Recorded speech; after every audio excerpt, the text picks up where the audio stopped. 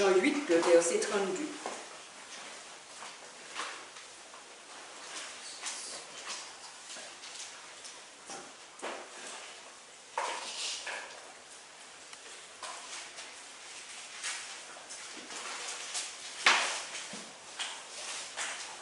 Vous connaîtrez la vérité et la vérité vous affranchira. Amen.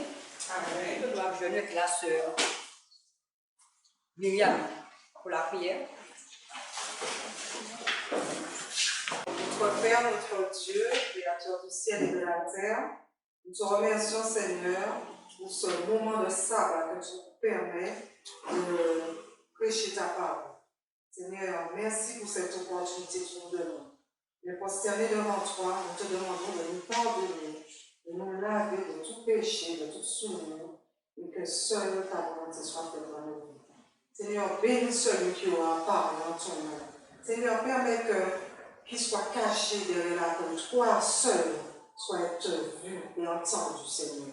Renseigne-nous ta parole et dispose nos cœurs afin que nous puissions comprendre le message que tu as nous donné ce matin. Seigneur, bénis ce culte que nous t'offrons et que toute la gloire te revienne.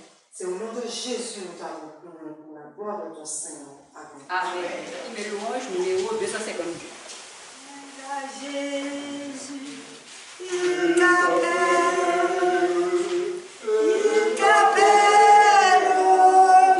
aujourd'hui. Trop longtemps tu fus rebelle, aujourd'hui viens à lui. Jésus t'aime, Jésus t'aime, Jésus t'aime aujourd'hui. Malgré ta misère extrême, aujourd'hui viens à lui.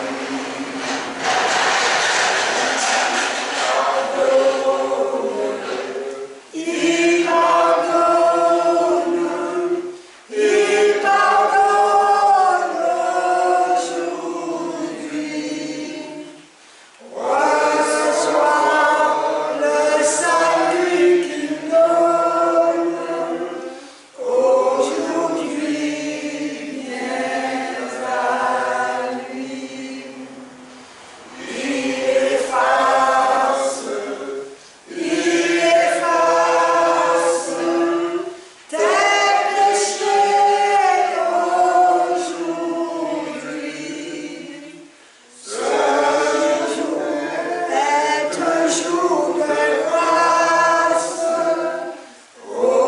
Aujourd'hui, soit à lui.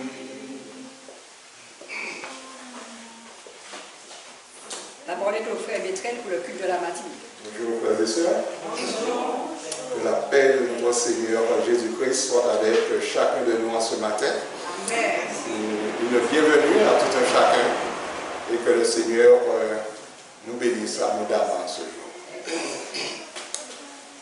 Ce matin, nous allons méditer sur ce verset de Jean 8, le verset 32. Où il nous est dit, vous connaîtrez la vérité et la vérité vous affranchira. Pilate avait posé une question à Jésus, mais il n'était pas resté là pour écouter la réponse. Qu'est-ce que la vérité? Aujourd'hui, nous pouvons nous poser la même question, mais la vérité qui va nous affranchir. Qu'est-ce que la vérité? Qu'est-ce que vous pouvez répondre à cela?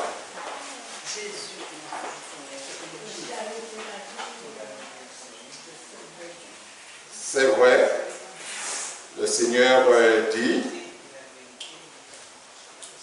je suis le chemin, la vérité et la vie. Et nul ne va au Père que par moi. Donc la vérité, c'est Jésus. Seulement Jésus. Amen. Qu'est-ce que nous pouvons dire encore? Qu'est-ce que la Bible nous dit concernant la vérité? Jean, dans le livre de Jean, au chapitre 17 et le verset 17, qu'est-ce que le Seigneur dit? Jean 17, verset 17. Sanctifie-les par la vérité, ta parole est la vérité. Amen. Jésus est aussi la parole et cette parole est la vérité. Maintenant, comment la vérité peut nous sanctifier? Comment la vérité peut nous rendre libres? On avait posé une question à Jésus dans le livre de Matthieu 24 et le verset, à partir du verset 3.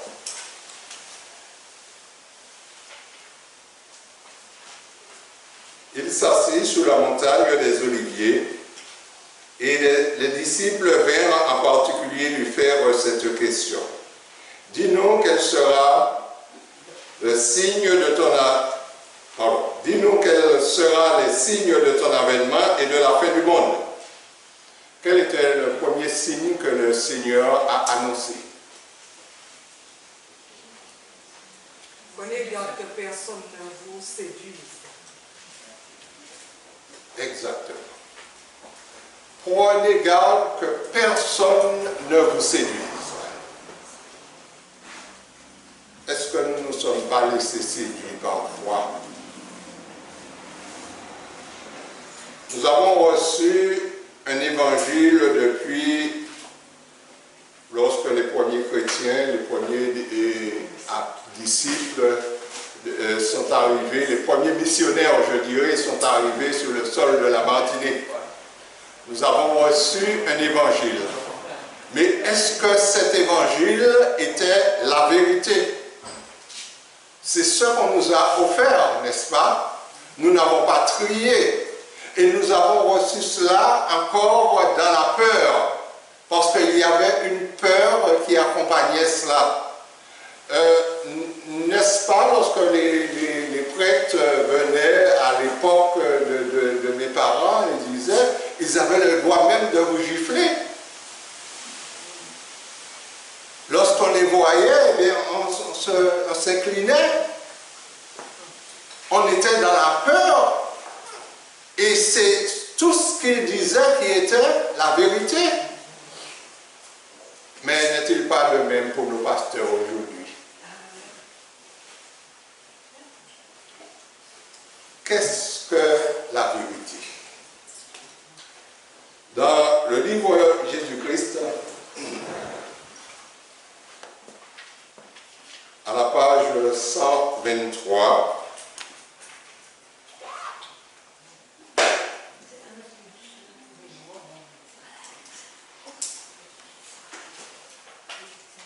il est dit, lorsque Nathanaël a été invité par Philippe et que Philippe lui a dit, venez, nous avons trouvé le Messie, celui dont parle la Bible, le livre de Moïse. Et Philippe a ajouté, Jésus de Nazareth, fils de Joseph. Qu'est-ce que Nathanaël a répondu? Peut-il venir quelque chose de bon de Nazareth? Pourquoi? Parce que Nazareth avait une mauvaise réputation. Comme je dirais, je prendrai l'exemple par exemple de Volga Plage. Quelqu'un qui vient de Volga, Volga a eu une mauvaise réputation à un certain moment, je ne sais pas s'il en est toujours ainsi, mais Philippe disait, mais peut-il venir quelque chose de bon à Jérusalem, à Nazareth? Et il nous a dit ici, si avait pris les rabbins pour guide, ils n'ont jamais trouvé Jésus. S'ils avaient pris les rabbins, et les rabbins étaient qui? Comment? Les chefs religieux, ceux qui avaient à charge d'instruire le peuple. Et cependant, il nous a dit, s'ils avaient pris les rabbins pour guide, ils n'ont jamais trouvé Jésus. C'est parce qu'il voulait voir et juger par lui-même. C'est-à-dire, les rabbins enseignaient, mais il ne s'est pas arrêté aux paroles des rabbins. Il a voulu aller plus loin. Et dans la Bible, l'apôtre Paul nous dit que les Béréens, lorsqu'on leur disait, lorsqu'on leur lisait, lorsqu'on leur prêchait, qu'est-ce qu'ils faisaient? Est-ce qu'ils se contentaient de se nourrir seulement de ce que l'on disait? Ils prenaient des références et allaient dans la parole qui est la vérité. La parole de Dieu qui est dans la vérité, et ils cherchaient par eux-mêmes à savoir si ce qu'on leur disait était exact. Souvent, nous nous contentons de dire, mon pasteur m'a dit, le prêtre m'a dit, l'ancien m'a dit, et c'est la parole de l'ancien qui compte. Mais la parole de Dieu nous dit, il est écrit. Et lorsque nous disons il est écrit, eh bien c'est dans la parole de Dieu que nous pouvons lire cela. Et si c'est l'ancien qui nous dit, si c'est le pasteur qui nous dit, si c'est le prêtre qui nous dit, eh bien nous allons nous arrêter à ce qu'ils disent. Mais est-ce que ce qu'ils disent est la vérité? Est-ce que nous pouvons toujours vérifier? D'ailleurs, nous ne vérifions pas puisque nous leur faisons confiance. Et cependant, les missionnaires qui sont venus, ne nous ont-ils pas induits en erreur? Ne nous ont-ils pas inculqué des choses auxquelles qui est entré en nous, profondément ancré en nous, et que maintenant nous avons du mal à nous débarrasser par rapport à la vérité? Ne nous avons pas fait comprendre qu'il y a un Dieu en 3 personnes? Tout le monde ne prêche pas ça jusqu'à la journée d'aujourd'hui. Alors que le Seigneur nous dit dans sa parole que la vie éternelle, c'est qu'ils te connaissent, toi, le seul vrai Dieu, et celui que tu as envoyé, Jésus-Christ. Un Dieu en 3 personnes, personne ne peut expliquer ça. Personne ne peut expliquer un Dieu en 3 personnes. La Bible, cependant, qui est la parole de Dieu, qui est la vérité, nous dit qu'il y a un seul Dieu et son Fils Jésus-Christ qui l'a envoyé. Vous nous direz le Saint-Esprit. Oui, le Saint-Esprit, c'est l'Esprit de Dieu. C'est l'Esprit de Dieu, le Saint-Esprit. Lorsque Jésus est parti de la terre, il ne pouvait pas, il était humain, il ne pouvait pas être partout à la fois. Mais par son esprit, eh bien, il peut être partout à la fois.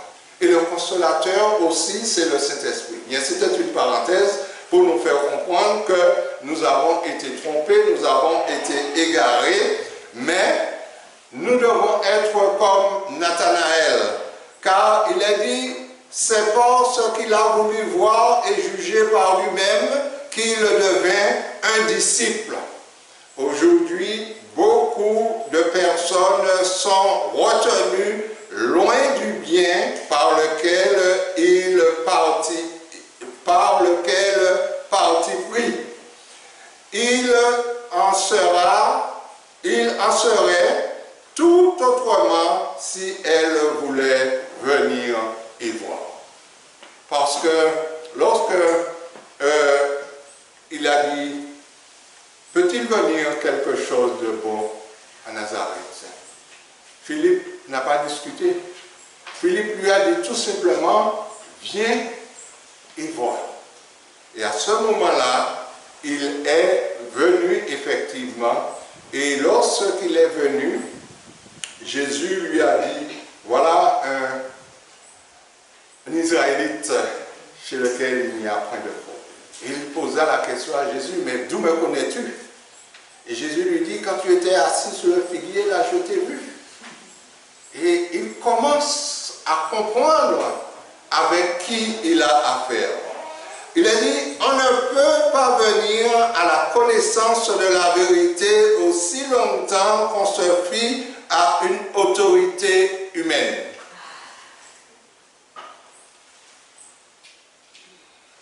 À l'exemple de Nathanaël, nous devons étudier la parole de Dieu pour nous-mêmes et prier en vue d'obtenir l'illumination du Saint-Esprit.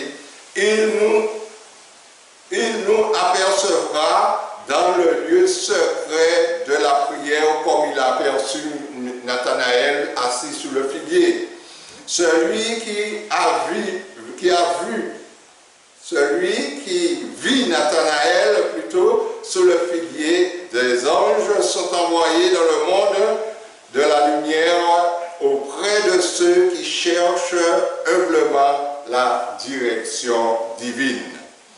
Donc, frères et sœurs, ne nous contentons pas de dire que nous avons la vérité, que nous connaissons la vérité, mais le fait d'avoir la vérité, tout le monde peut le dire. Le fait de dire nous connaissons la vérité, tout le monde peut le dire. Mais qu'est-ce que la vérité a à faire? Est-ce que la vérité nous a affranchis de cette peur que nous avons? Est-ce que la vérité nous a transformés? Est-ce que la vérité nous a rendus libres, frères et sœurs? Dans le livre de Psaume, au chapitre 32, le verset 8, Psaume 32 et le verset 8,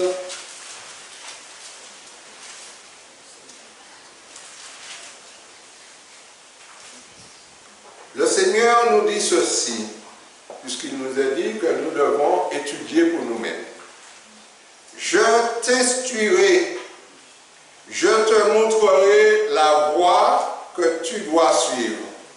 Je te conseillerai, j'aurai le regard sur toi. Comment est-ce possible? Pourquoi il n'a pas dit il, le pasteur, l'ancien, le prêtre? Le Seigneur dit que c'est lui-même qui fera ces choses.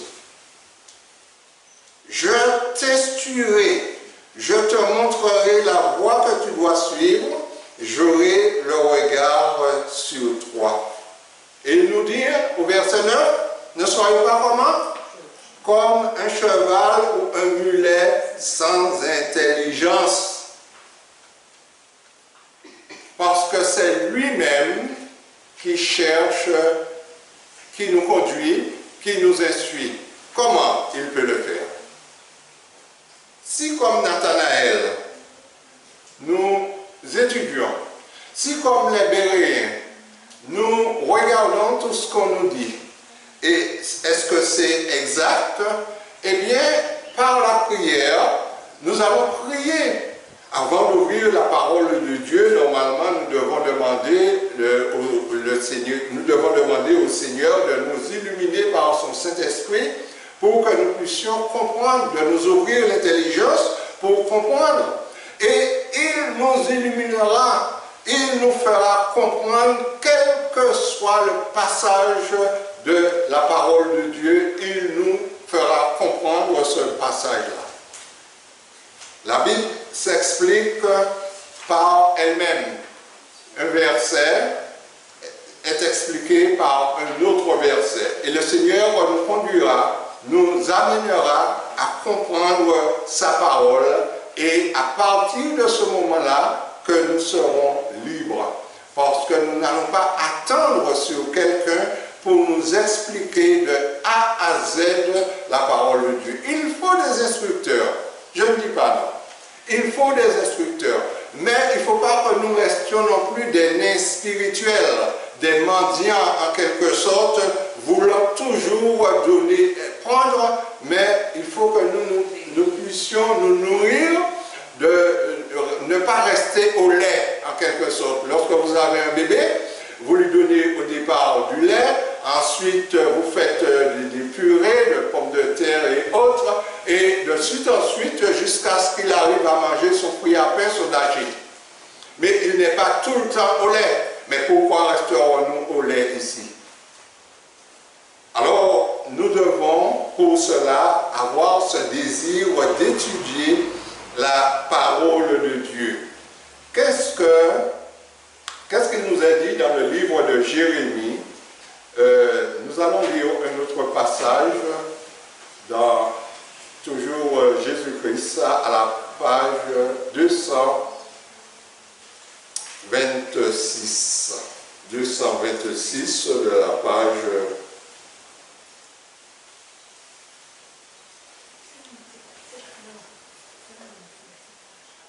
Il est dit, la vérité a été impopulaire au jour du Christ, l'est encore aujourd'hui.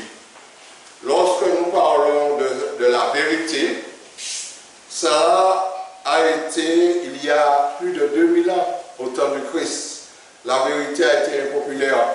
Parce que lorsque Christ est venu pour parler de la vérité, lui qui était la vérité, il a été rejeté. Et il dit dans le livre de Jean, chapitre 1er, « Je suis venu chez les siens et les siens ne m'ont point reçu. » Pourquoi? Parce qu'il était la vérité, la lumière du monde. Et il est dit, la vérité qui a été impopulaire au jour du Christ l'est encore aujourd'hui.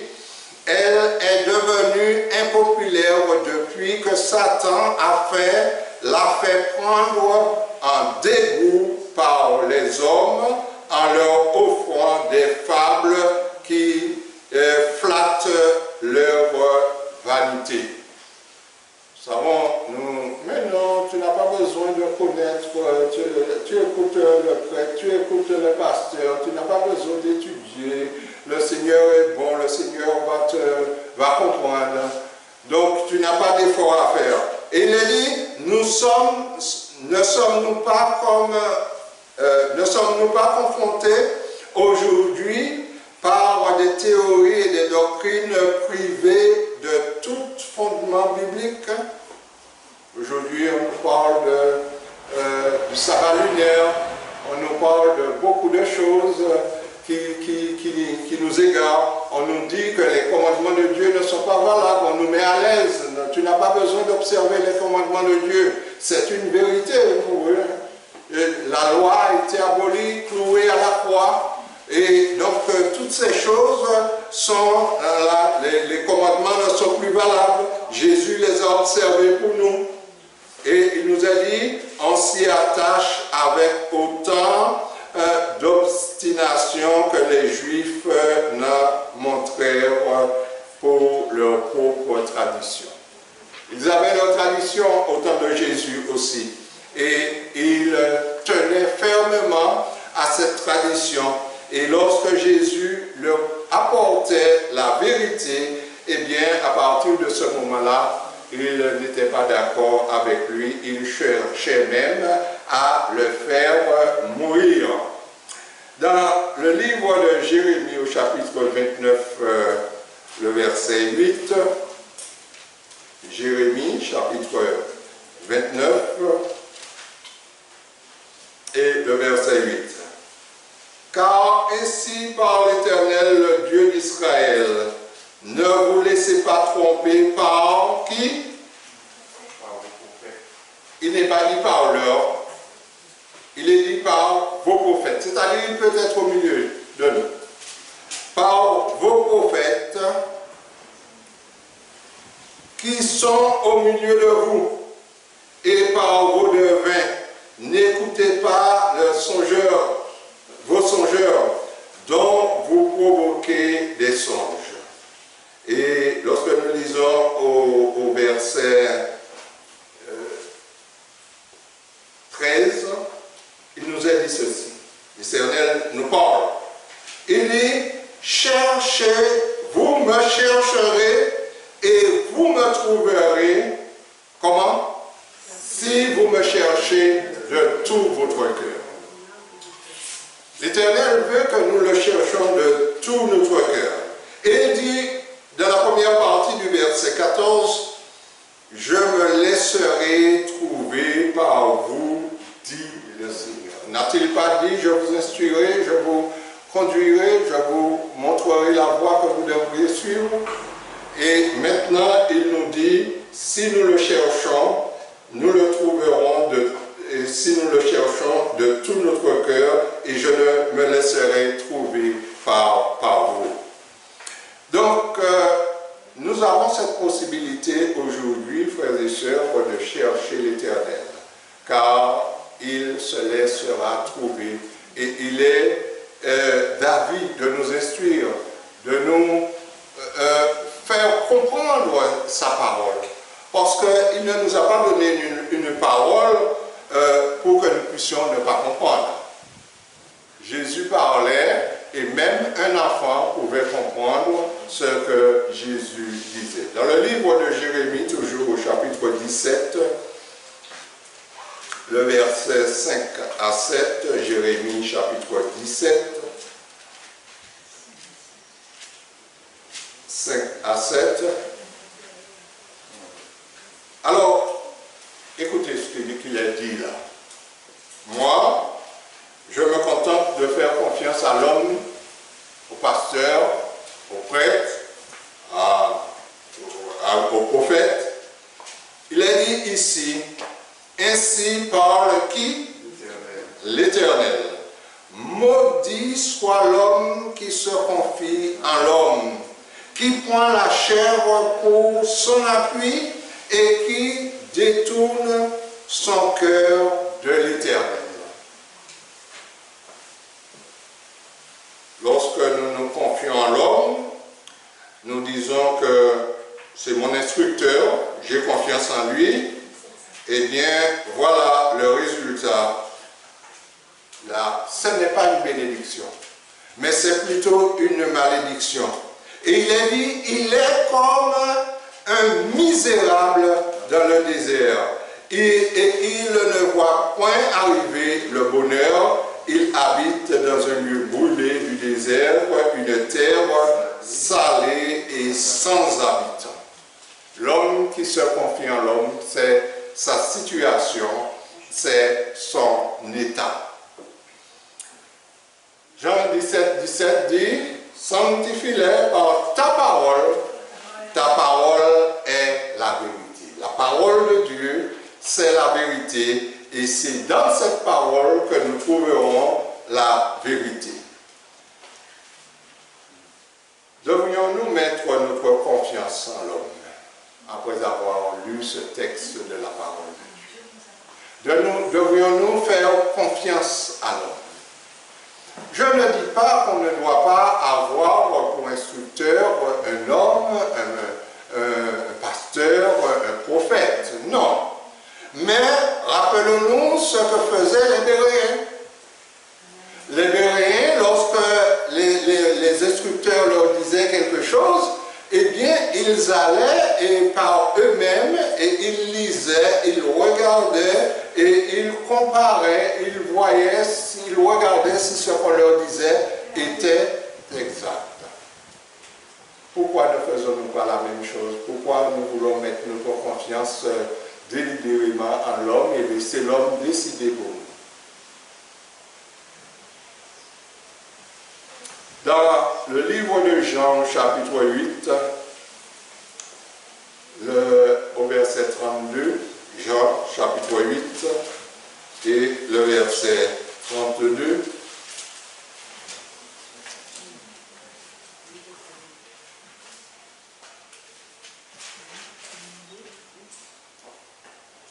c'est le texte que nous avons lu ce matin.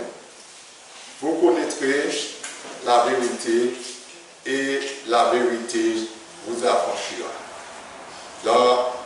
Au chapitre 14, le verset 6, 14, 6, nous avons déjà mentionné ce texte, mais je reprends quand même. Jésus dit, je suis le chemin, la 14:6. Je suis le chemin, la vérité et la vie. Nul ne vient au Père que par moi. Donc ici, nous savons que Jésus est la vérité. Que dit le Seigneur des pasteurs, frères et sœurs?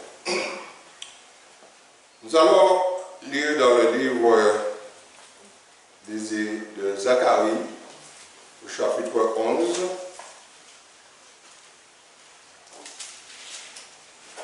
Zacharie, chapitre 11, le verset 17.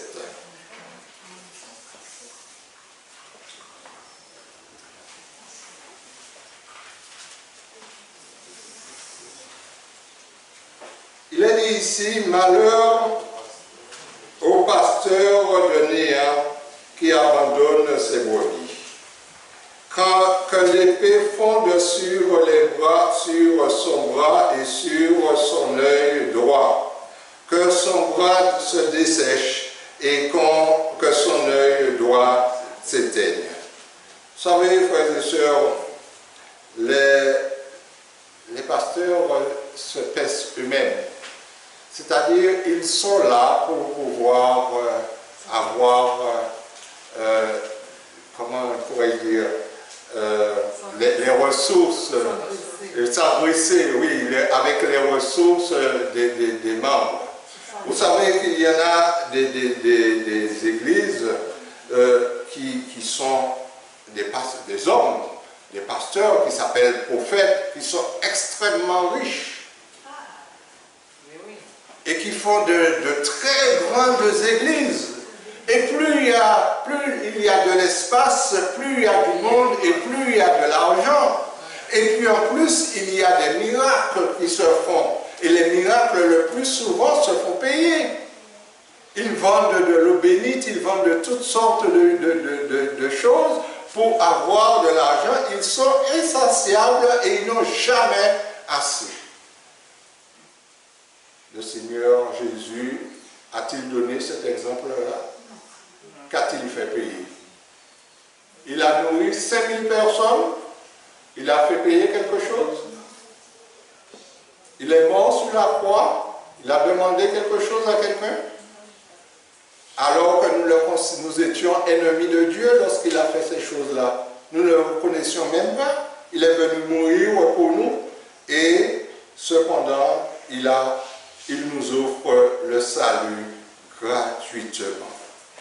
Mais il y a un verset de la Bible que nous connaissons d'ailleurs, dans le livre de 2 Chroniques, au chapitre 20, le verset 20, où il est dit ceci. Nous ne devons pas, frères et sœurs, rejeter la prophétie.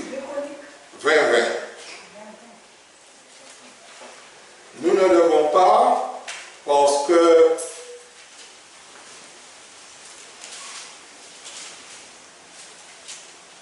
de Chroniques 20. Il est dit, le lendemain, ils se mirent en marche de grand matin pour le désert de Tekoa. À leur départ, Josaphat se présenta et dit, écoutez-moi, Juda et habitants de Jérusalem. Confiez-vous en l'Éternel, votre Dieu, et vous réussirez. Confiez-vous en ses prophètes et vous réussirez. Ici, frères et sœurs, il n'est pas question de rejeter les prophéties de la Bible. Car la parole de Dieu nous dit, c'est poussé par le Saint-Esprit que des hommes ont parlé de la part de Dieu, ont parlé de la parole de Dieu. La Bible est composée de 66 livres, si je ne me trompe pas, et écrit sur une période de 1500 ans.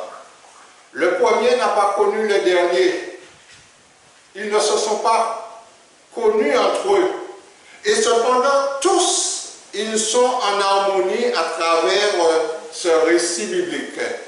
Pourquoi? Parce que c'est le même esprit qui les a inspirés. Ils ont été inspirés par la parole de Dieu, par l'Esprit de Dieu plutôt. et ils ont écrit sous l'impulsion de l'Esprit. Et nous devons faire confiance à la parole de Dieu. Nous ne devons pas rejeter les prophéties de la parole. D'ailleurs, il est dit dans Ésaïe 8:20, je crois, si ma mémoire est bonne. Je vais essayer de trouver le verset pour lire, parce que cela m'échappe.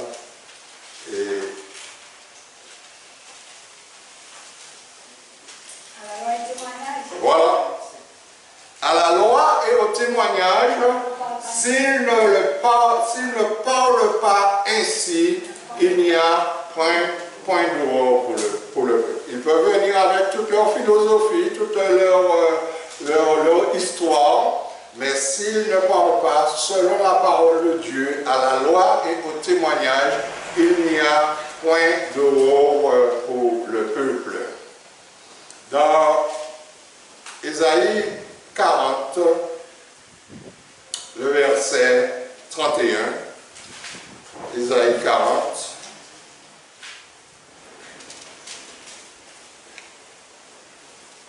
et le verset 31, mais ceux qui se confient en l'Éternel renouvellent leur force et prennent le vol comme l'aigle. Ils courent et ne se lassent point, ils marchent et ne se fatiguent point. Quelle différence entre ceux qui se confient en l'homme et ceux qui se confient en l'Éternel. Ceux qui se confient en l'homme est comme dans une terre brûlée, desséchée. Mais ceux qui se confient en l'Éternel, eh bien, ils se renouvellent, ils renouvellent leur force, ils courent, ils ne se fatiguent pas, ils prennent leur vol comme l'aigle. En qui voulons-nous nous confier? En qui nous nous confions aujourd'hui, frères et sœurs? Dans le psaume 37, psaume 37 et le verset 5 et 6. Le psalmiste nous dit, recommande ton sort à qui? Au pasteur? Au prêtre? Recommande ton sort à l'Éternel, mets en lui ta confiance et il agira. Au verset 6, il fera paraître ta justice comme la lumière et ton droit comme le soleil à son midi. Que voulons-nous de plus? Il suffit tout simplement de recommander notre sort à l'Éternel. Frères et sœurs, le temps auquel nous vivons est un temps solennel. Nous vivons les toutes dernières heures de l'histoire de notre monde, de notre terre, de notre planète. Il y a 50 ans de cela, j'entendais prêcher les anciens du temps et ils disaient, nous sommes à minuit moins 5 à l'horloge du monde. 50 ans et plus est passé déjà. Pensez-vous que nous sommes toujours à moins 5? Nous ne sommes plus à moins 5, mais je dirais que sur l'horloge du monde, nous sommes à moins quelques secondes. Le Seigneur peut revenir à n'importe quel moment. Le Seigneur a fait pour nous le plus grand sacrifice qu'il était possible de faire. Il a donné sa vie sur la croix du Calvaire pour vous et pour moi. Il nous demande tout simplement, si vous m'aimez, gardez mes commandements.